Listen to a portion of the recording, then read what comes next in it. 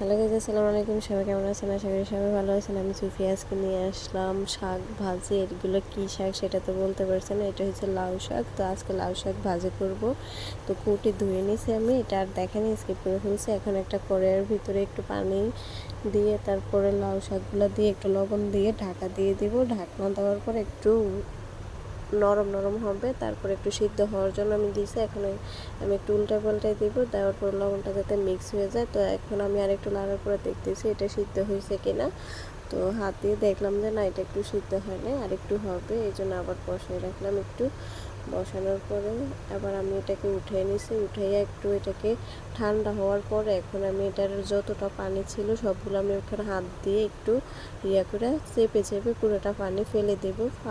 ফেলে দেওয়ার পরে এখন আমি এটাকে একটু ঝরঝর করানোর জন্য একটু দিয়ে রাখছি। এখন এটা আমি এক সাইডে রেখে তারপরে এখন আমি মরিচ ডালবো। শুকনো মরিচ দিয়ে অবশ্য শাক খেতে অনেক ভালোই লাগে। তো শাক ভাজি শুকনো মরিচ ছাড়া মজাই নাই।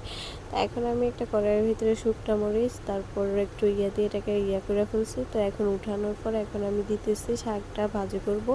তো কিছুটা কিছুটা রসুন কুচি, তারপর তেল, যে শুকনো মরিচের ছিল ওইটা থেকে তেলটা দিয়ে তারপর এটাকে ভালো করে নাড়াচাড়া দিয়ে আমি শাকটা উঠিয়ে ফেলছি। আমার শাক ভাজি হয়ে গেছে।